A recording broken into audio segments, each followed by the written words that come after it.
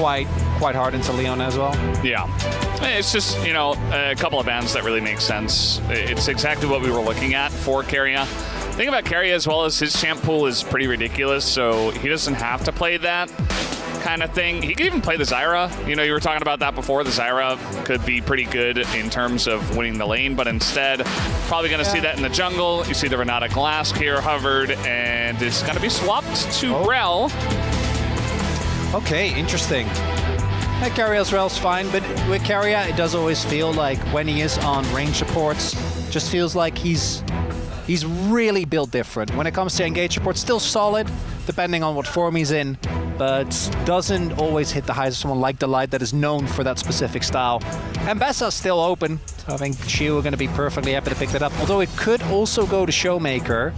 And this would, yeah, that is just a straight up poke comp here, assuming the Jace is going to go mid and is going to go damage here with Ezreal, Nidalee, and the Jace, and I kind of like that. And in that light, the Rel does feel a lot better, right? Because if you just have the Zyra, you can run into some issues. Obviously, you have the Ashe Arrow, but with the Gragas as well, not only a Doran classic, but also adding even more dive.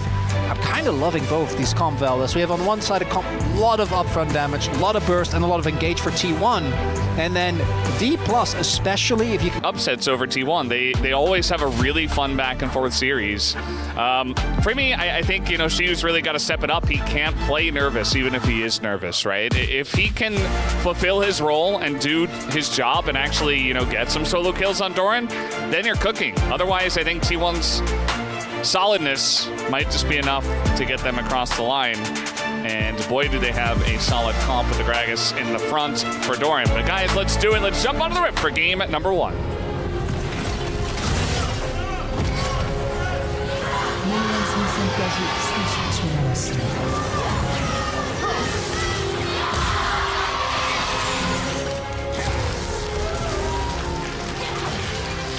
Here we go, game number 1, and already DK are getting into it here. They have tons of poke. It is a poke comp, as you mentioned before, with Nidalee and Jace and Ezreal.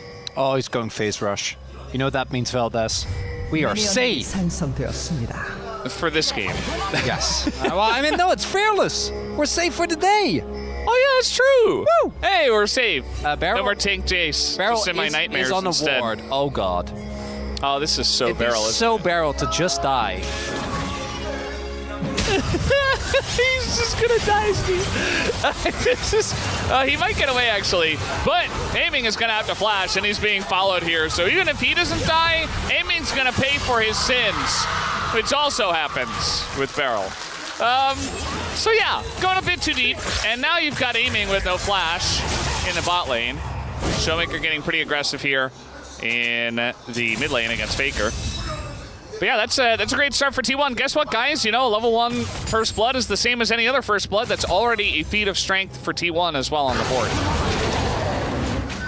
Wards are OP is the takeaway from that one. Nicely done there by T1.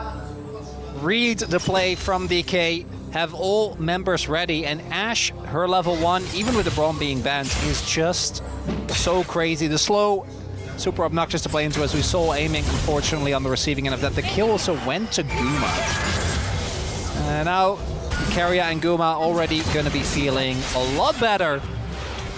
And Lucid was also severely slowed down, because clearly the idea was there to at least take a camp away. Not going to be the case.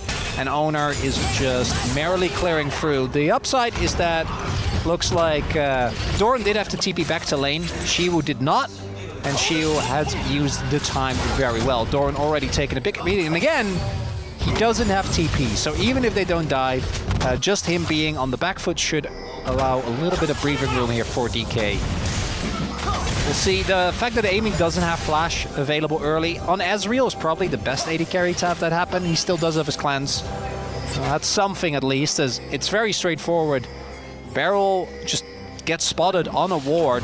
They are clearly not expecting 5 people to be here. And they're down a member because Shiu already was gone. They thought that they were going in unspotted. Not going to be the case. There are 2 sums used because both Guma and Keria flash there. But with the pathing that Lucid took, and he was forced to take because of the way that the early laning phase played out, we'll have to see whether he can actually get anything done and whether he can punish. The setup is there with Barrel, but he does actually need to make his way over. He's now done with his first full clear, and Carrier already out on the map is aiming. I mean, he is arcane shifting into Guma, who's got his Q available, but it doesn't seem to matter. The W lands, and aiming just autos him to death. A straight-up solo kill goes to aiming. Crucially, Guma hadn't backed yet because of when the play happened. Woo! Hadn't actually spent his money. And as a result, aiming sees the window. Dive throughs what feels like a full minion wave as well. Lucid just barely doesn't get the steal there. Was trailing. That's actually a big deal. I think that wastes a good amount of time. Now Owner is going to be on his next base, going to be able to do a full clear already. So we'll see if he's able to use that. But man, yeah, I think he just hits a W auto there at the beginning, and he just straight up goes in. Unfazed by the casters, also has Conqueror crucially. Yeah. Ends up popping there at the end. And Guma all ready for that one, and he didn't have flash, crucially, so couldn't use a flash to dodge like a Mystic Shot or anything.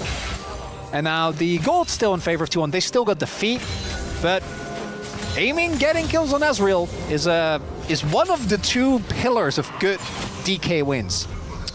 Yeah, it definitely is. I am very curious to see if that remains, you know, those pillars, how strong they are. Can we'll they see. stand through the years? Can they stand the test of time?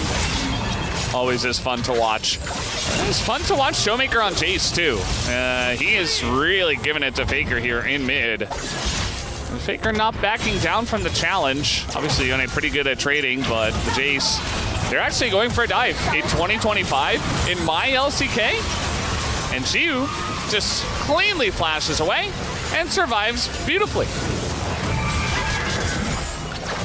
Eats the gank without too much issues. Lucid doesn't hit that spear. He's trying to look for something on Owner, but didn't really want to risk it.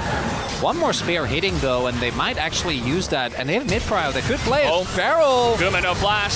Guma in a lot of trouble here. He's trying to kite it out, but there's 3 members of DK chasing him down, and Shivu will be given the kill. Pretty huge for DK here. That's a lot of faith. There's a sole AP Nidalee on the team. That champion loves to snowball, but no. They give the last hit to the young man in the top lane. Faker. It's Okay, fine. It's time to fine. go back now. He has flash. Okay. Yeah.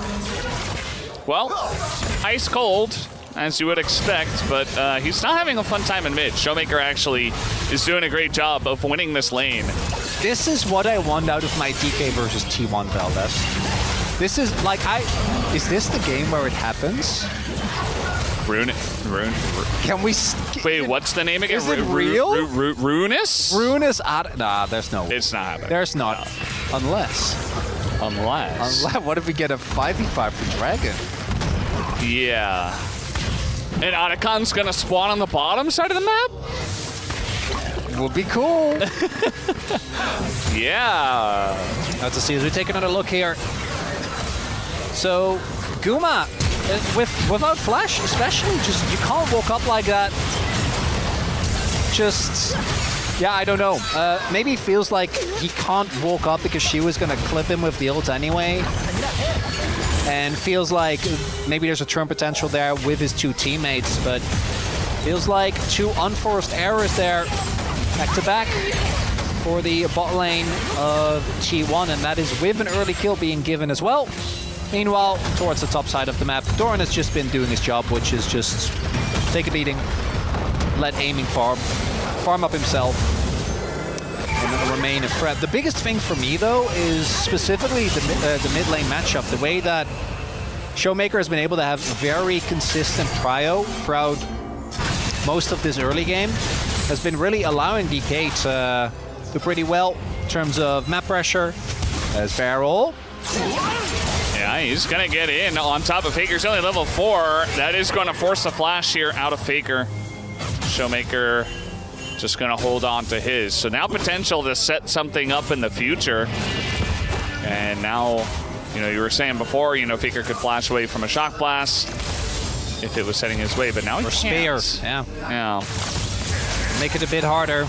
Imagine that, yeah, DK wants to look towards a dragon from here on out. Still 2 minutes away on the second spawn of Grubs. And first blood did go to T1, but the turret pressure definitely going to feel better here, I think, for DK. Yeah, definitely should. It does feel like all their lanes are going quite well, and Lucid has already had an impact in this one, setting up the play on the bottom side with this pressure, landing the spear on a Faker, forcing him to back in mid. You know, Beryl follows up. It really feels like they are playing to make sure that they win as much as possible in this early game. Funnily enough, I feel like Beryl going as deep as he did in the jungle was also part of that. Just didn't realize he was on a ward. Just really wanted to make sure they could get some deep wards, could get the early game going in their favor, because it is really important on the current patch. DK also loves to play this way, right? Even going back to 2020 when they won Worlds, which was a completely different lineup. Although Showmaker and Beryl now back, have obviously stuck around. But it's important to note that this is also what they were great at in the past, and then they would get a huge lead, and then at one objective or another, things would turn to ruin. I think that is something, as we see in this game, that's the real question for me. DK winning an early game, that kind of does feel like par for the course with what we've seen from this team last year, especially domestically. Their Worlds obviously was very lackluster, but domestically I think that's where they excelled. It was actually closing out games that they had some issues with. We'll see if the reintroduction of Beryl is going to help with that or make it worse, because it honestly could be both, Valdez. Yeah, it's definitely not going to be just the same when you add a player like Beryl into the lineup. So, yeah, it's a good point, and it does, I feel, mean that DK is a bit buffed on current patch. And, you know, future games can look very different where they don't just randomly give up first blood. They already have that first objective. But, yeah, besides, you know, a couple of skirmishes here and there, we've been waiting for a bit more action. No Runus Otacon in this one, that's for sure.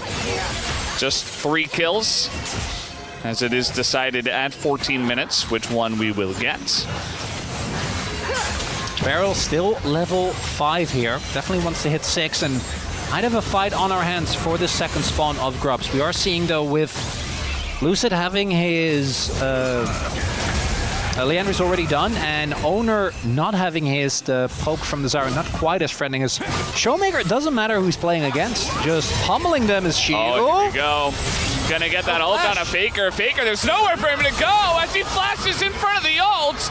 Oh, the spear just barely gonna go wide. Looking for the dive, Shiu. Gotta be careful. Here comes the Ezreal ult. Faker gets away, but not unscathed. That might just be all the Grubs to the side of DK here as well. All 6 of them, unless Owner can say something about it, but not looking likely at this point in time. I'm glad to report that Shiu does not seem like he's playing scared, as you posited that question earlier. Valdez, for T1, giving up these Grubs, not going to be the end, but it does mean that the pushing power of DK going to be really obnoxious to play into. First turret, I think we have 3 to 4 plates in bot lane, 5 to 4 in mid, and then 5 to 3 in favor of DK towards the top half of the map is Lucid. Ooh, let's see Carrier there. That was a little dicey, but there wasn't anyone around to follow up, so Carrier not going to go for anything. The one-item spike's done. Not the case as Guma. Might have to use sums here. Yeah, this is a rough flash forward from Showmaker ahead of time. Gives him the thumbs up. He is sending a message on this chase tonight. He was dominating the lane. Now he gets a kill on Guma, who's 1 and 3 on this Ashe. Everything's turning up DK so far. Owner gonna use all this showing towards the top side of the map as an opportunity, as in they go. I mean, you're ulting in onto Leona. She was able to dodge away from that. Faker in a lot of trouble. They'll just wait for his soul to turn back. There's the stun, and Shiu picks up his 2nd kill of the night. Lucid's here. Carrier's dead. Yeah, Carrier's dead. I mean, there's just no way to get away from this one. You see, he is being corralled in between the turret and the wall, and it really just comes down to who's going to get the kill. And it looks like it will be Lucid, who does pick it up. bunch of damage goes in, but that'll be first turret as well, given over to T plus Kia. And that is 6 scrubs going over. First turret blood being taken. And now DK are looking good for those feats. But the solo lanes are getting more and more fed. And Luce picking up the kill is big as well. He's the sole AP source. Itemizing for MR, for T1. Not something that you're necessarily going to want to do anytime soon. They do have decent tanks for it, Doran most notably. As we take a look here. Okay. Showmaker. Yeah, I mean, at melee range, that arrow not really going to do too much. Says no flash. And, you know, they always call for it, like, right before they engage, that they're like, I'm going to go for this. That's one thing. But this... Faker doesn't have ult. So, going in that aggressively here onto Barrow, who still has Eclipse and Aftershock available, he just doesn't take any damage. And it's Mbessa, who you're never ulting because she has 7 million dashes, so... Yeah, the rival of aiming seals what we already know, which is that skirmish also going to go the way of DK. And now T1 on a pretty substantial deficit here. Only one unscathed so far are Doran and Owner. And then one objective away for DK. But contesting any objective for T1 is going to be considerably harder from here on out. Because they have great engage, yes, but actually walking into the jungle to try and get any vision is going to be tough. And playing this Pokemon from behind, not something that generally you're going to be very happy about. Yeah. Look at Siu not overextending. He's like, hey, you don't see a lot of T1. I'm just going to take a good trade and back away. It's good to see. This guy is, he's hyped up for a reason because he's great at getting solo kills. He's very aggressive, but he picks and chooses his fights very well, I feel. So, going to do the same there to Faker. And now it looks like he is grouping up to go towards the bottom side of the map. We don't have the dragon spawning just yet, and with Rift Heralds coming up soon, looks like he just wants to go down there with his TP and be ready to set up for that with his team and pick up the feats of strength if they do get that objective. Should be the case here. And barring that one kill that they got on aiming because of Barrow going in aggressively, things have not been looking good for T1 as... yeah. That cask did not do the job. No, I was waiting for to see if Shio was going to follow, but I don't think DK wants to do is they want to play towards that final objective. That's another cooldown gone. Aiming does now, or is getting very close rather to his second item. Puma just now hitting that blade. But the turrets are just, again, it's 6 grubs, there's a Jace, and an Ezreal. Like, these turrets are gonna get shredded like paper and feels like a formality before DK also picks up Herald. I don't even know if that was gonna hit him, but Owner is still dead. Like, he's not getting away from this champion. The arrow is going to land, and they do have a lot of the team over here, but the damage is so little, so sparse, and Xiu is just flashing and dashing his way to safety. He is just running circles around T1 right now. Herald doesn't even die! They can't do anything to this kid. Meanwhile, Lucid's just soloing the Rift Herald. So that's feats of strength. And Faker, I think he had an inkling about that. But it doesn't really matter, right? Because you're just losing every lane as T1. You try to make the one player like, okay, this is it, this is our chance, and it just goes horrifically wrong. Yeah, and now that we've seen how the game is played out, a lot of the champions that T1 have, I think, are great. But particularly for Owner and Faker, who are obviously insanely important for how the team functions, Owner on Zyra, even if it is a power pick, just doesn't feel like it does what the team needs Owner to do. You need him on something, well, they ban the Vi because they're playing as... Like Nidalee? But, well, yeah, something where you can play a lot more proactive. As good as Zyra is, the biggest proactive play you're generally going to be able to make is when you outpath someone or first to an objective, force them to come into you. Aiming hit all 3 of them. Yeah. By the way, So it was pretty dirty. So we have in the past, and I'm still going to mention this because it might still happen, seen DK throw some games that felt like that shouldn't have been thrown. But from this position, every game that we see with the Herald coming down, now they should be able to get at least 2 charge here, possibly even the second turret.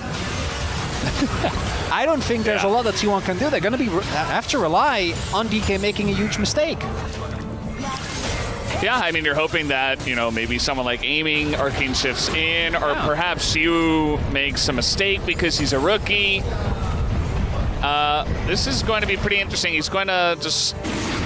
He's getting question mark pinged by his own team, or he did it himself. I'm not sure. I mean, he runs it towards mid. Maybe he gets a charge there. Well, no. Nope. Okay. I do know that was not intentional. Yeah. I feel like that's a safe conclusion to draw. So, anyway, so he was having a great game so far, and he did look nervous in his interview and on stage, but he's not playing nervous. It's one of the big points, as we both mentioned. It's great to see him be able to transition very well, very early on in his first game. It's just the first game, but I think we saw this particularly with Kingen, who, particularly when he's in form, and I think in the LCK he actually was. Obviously, him and Moham were kind of the downfall at Worlds, not playing up to their own standard. But Kingen, outside of that one Aatrox game in 2022, just wasn't necessarily the guy that was going to go and put on a carry performance. But that's how they won Worlds in 2020 with Nuguri. And even if we look at the winners of Worlds of the last 2 years, which were T1, having a top laner that can go absolutely sicko mode on your opponent, definitely a big win. That said, T1, I'm looking at an Otacon DK just running in. You know, they're getting close to a 10k lead. I've seen them throw these Valdez, but outside of that, I think this first game feels like a bit of a bust. Yeah, I mean, at this point, it's really rough, because if you're playing a poke comp and you're behind, you know, the enemy team has levels on you, they start to stack some mountain dragons, you're really just not going to do much. But from ahead, yes, into a bunch of squishies that aren't Gragas, and I guess Rel, who has some health, you're really just going to be chunking them. There's really no way for T1 to ever get close to this objective. Especially with Barrel's positioning here. There is one nice control ward in this brush, but you know Barrel, he's going to challenge that. He's got his team behind him as well, at least this time. We saw the blue ward used there. Doran trying to get some gold into the good people of T1 as there we go. Gonna start at the objective now, but I gotta imagine they're looking to turn, and we can see them already there, not really going for this. Yeah, you can see for T1, they're like, well, somebody's got to do something. We have to stop this, otherwise we're probably just going to lose anyway. TP is coming in from Doran. He's got to be the bodyguard. He is level 14 and decently tanky. Oh, they're committing. This could be the moment. There's the barrel. They got to take out a Leona of all champs, but instead the focus comes down onto Otacon. They take it, and now they've got the respawns coming in. And yes, he's going to go in his respawn. Everybody on the side of T1 is just flashing away, and it was actually Barrel that respawned. The rest of them were just sending it. You know, they got the buff, and they were head over heels going in. I'm pretty sure that Shiu TP'd before Otacon was down. He's like, it's fine, they'll get it. Area is putting his jacket on. Yeah, no, this game is done. Come on, they got the buff. It's like, all right, guys. Anyway, go next. It's just game one. But game one is a blowout, Valdez. Yeah. Shiu, does he? I'm like, whenever the buff is up, we still have a minute 50 left. You're like, just do it. It's fine. Yeah, you're not killing this guy anyway. DK, they're just going to send it right down mid. They're not a team that's going to rotate towards bot. They don't even have a bot wave, so not really an option here. They want to dive these turrets if possible. Keria looking for the engage. He just dies instead. Guma is going to cleanse away from this one as Barrel. He does not have the respawn. And he's going to go in instead and look to set up a kill. And he's going to live until he dies 2 seconds later. He didn't have the buff. He already died. Barrel, no. It's okay. Shiu, very nice ult. Very nice angle there onto Owner. And DK, they've had enough of this game. They're putting on their jackets as well. Figuratively, they want out of this one. They want to end T1 here in 23 minutes. They don't have a wave. Oh, they do, actually. There was like one little minion in there, and that might just do it, guys. Faker left alone. They love, yep, they're going to take him down. The damage is way too much, and DK going to stomp T1 in 23 minutes in game number 1.